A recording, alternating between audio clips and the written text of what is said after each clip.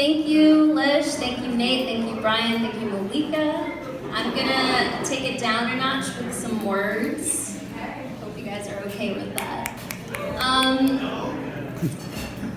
So I'm gonna read you two poems tonight, and I think the biggest and most prime ingredient of gun violence is fear.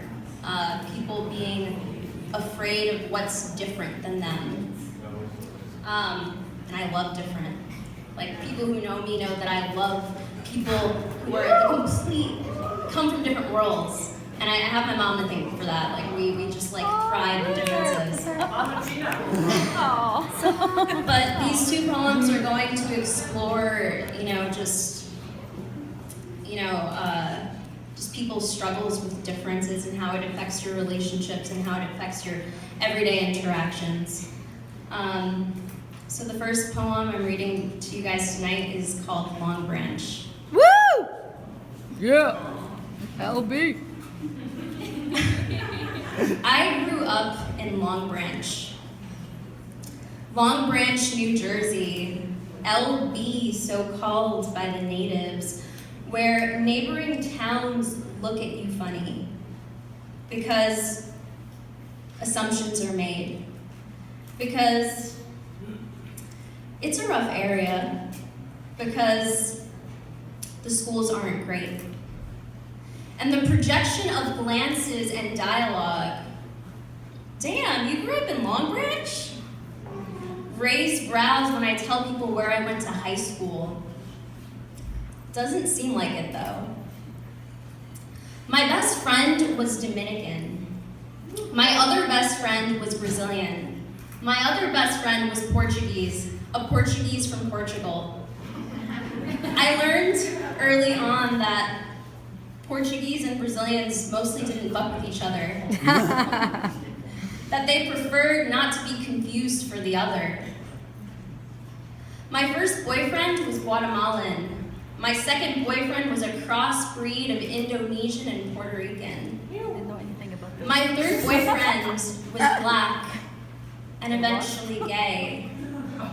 Kyrie. So we decided to be best friends.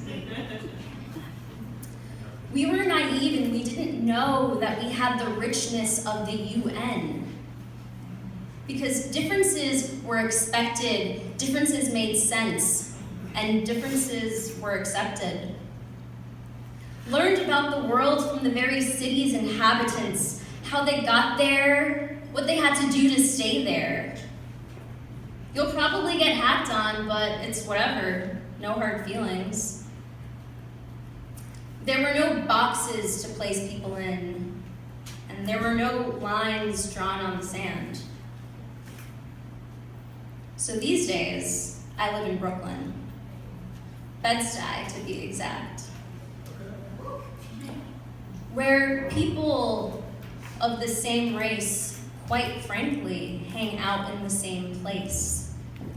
Bars are infiltrated with lifeless dance floors, tribes of blondes and fair complexions, blue-eyed beauties who spend all their time with other blue-eyed beauties. But it probably just makes sense to them. There is no malice, but comfort takes prominence. It's like that saying, birds of the same feather flock together or cling together. The mental prerequisite, preconditioning, and formation of the way that they are meant to live their lives, the people that they are meant to speak to. Normalcy. We live in a de facto segregation. But I'm from Long Branch, and I can't seem to find a box that I can neatly fold myself into. Because I want the richness of the UN. And I can't help but think maybe that's why I got all those appalled looks back then. It's because they knew. I lived in a false and accidental utopia. Thank you. Woo!